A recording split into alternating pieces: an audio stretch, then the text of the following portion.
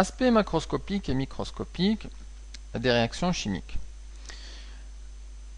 En parlant un peu du but de ce chapitre, le but de ce chapitre est d'étudier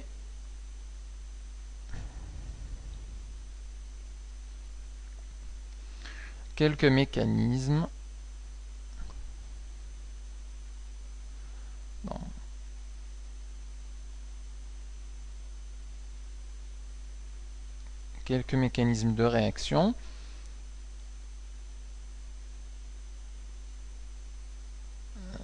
de réaction chimique.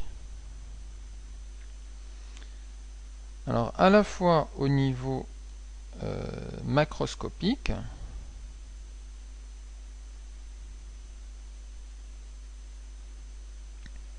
donc au niveau macroscopique,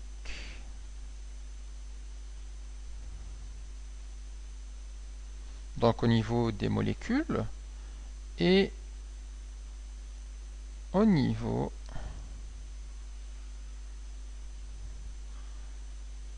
microscopique.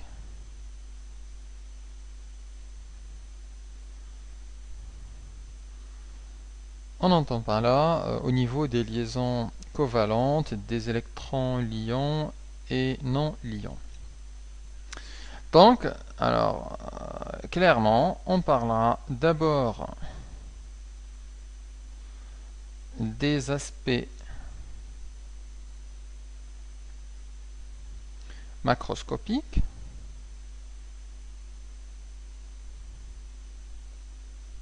On verra notamment les familles de réactions, les grandes familles de réactions, et on parlera ensuite des aspects microscopiques, notamment l'électronégativité des atomes et comment modéliser un transfert d'électrons ou un mécanisme réactionnel. Alors, commençons tout de suite avec la partie aspect macroscopique.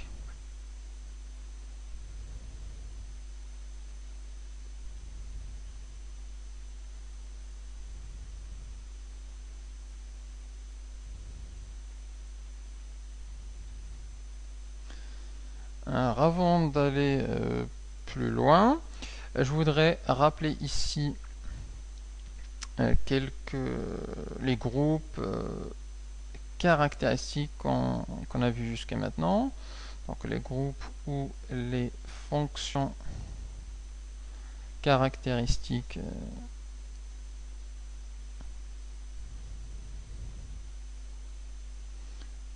en chimie organique. Alors, on a vu par exemple le groupe des alcènes. Alors, c'est un groupe simple et la liaison, c'est simplement une liaison double entre deux carbones. Une fois qu'on a ça, on parle d'un alcène. Et la dénomination se termine à la fin par N, comme l'éthène, le méthène, etc. Un autre groupe intéressant est le groupe des alcools. Le groupe des alcools.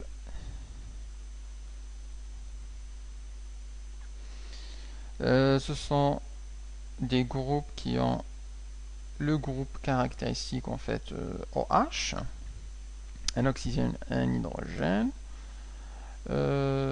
quand une appellation avec un ol à la fin, éthanol, méthanol, propanol, etc. On a aussi vu les acides carboxyliques.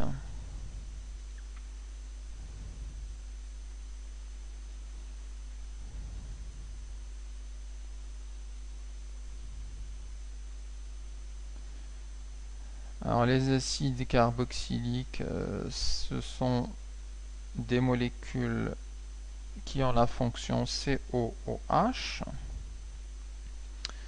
et qui se nomment donc acide éthanoïque, acide méthanoïque, donc à la fin ils ont la terminaison oïque.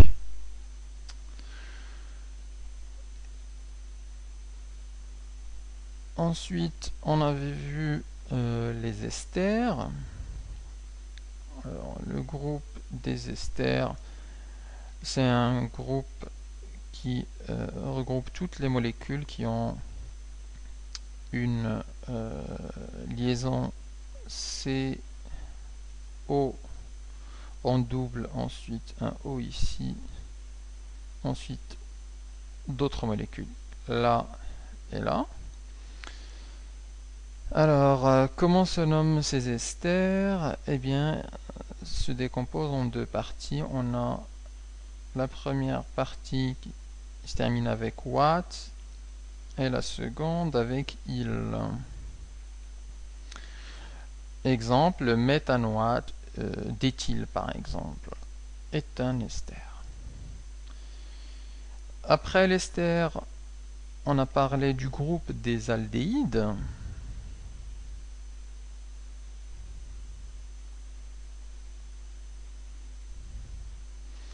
Alors c'est un groupe qui se caractérise par la fonction CO, liaison double carbone-oxygène, ensuite ici un hydrogène. Ces groupes se nomment avec un suffixe, donc une terminaison al. Le propanal, par exemple, est un aldéhyde. Un autre groupe intéressant qui se rapproche des aldéhydes, c'est le groupe des cétones.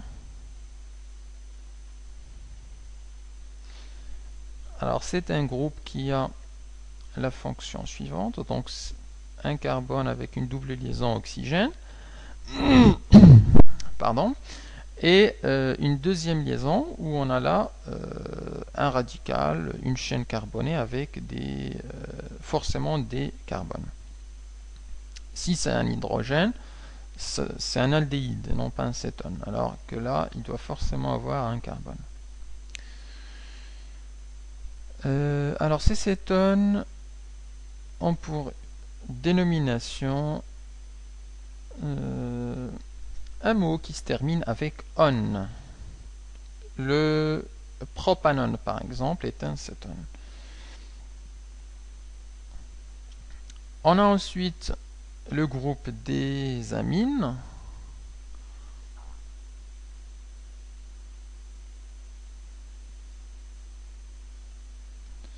Les amines se caractérisent alors par le groupe NH2 ou alors par le groupe NH, puis une autre liaison. Puisqu'on sait que l'azote a besoin de 3 liaisons. Donc là, il a 2 liaisons avec hydrogène dans cette partie-là et une liaison avec la chaîne carbonée. Là, il a une liaison avec hydrogène et 2 autres liaisons. On dit que celui-là est un amine primaire et celui-là un amine secondaire. Et la dénomination se termine par amine. Pour finir, on a vu le groupe des amides.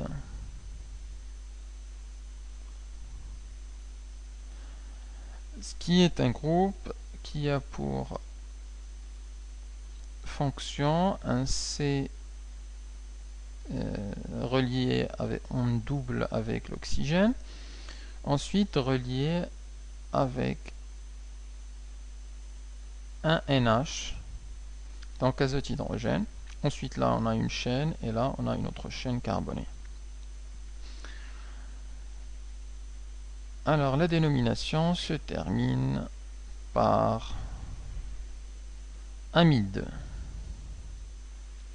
Et on a donc un petit peu les groupes caractéristiques à connaître avec les différentes fonctions à connaître. C'est à mémoriser à fur et à mesure, donc pour le bac, c'est essentiel. Alors, une fois qu'on a rappelé ça, on peut passer maintenant aux familles des réactions en chimique. Alors, on distingue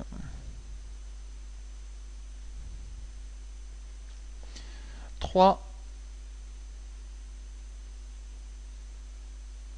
grandes familles de réactions.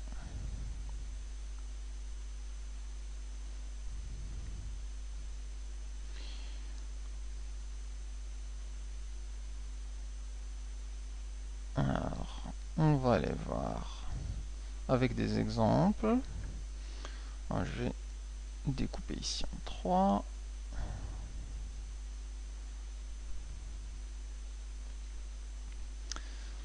Et on commence par la première famille, alors qui est la famille dite d'addition. De quoi s'agit-il? Donnons un exemple. Alors l'exemple type, c'est un composé avec une double liaison B avec un C plus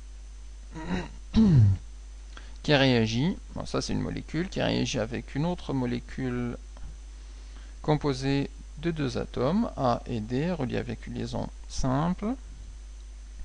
Et le résultat de la réaction, c'est qu'on a un seul produit A, B, C et D.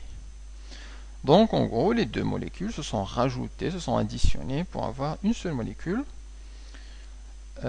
Et c'est dans ce cas-là qu'on parle d'une réaction d'addition. Alors, une addition peut se faire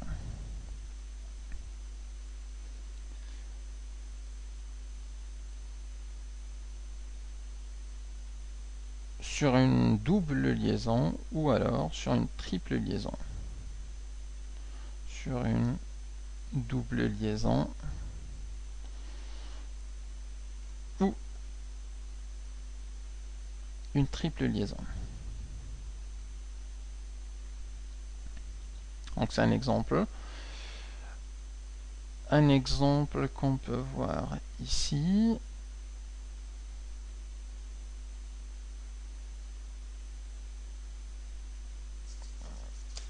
C'est l'exemple. Alors, je vais noter H2. C'est une double liaison avec du CH2 qui réagit avec le chlorure d'hydrogène.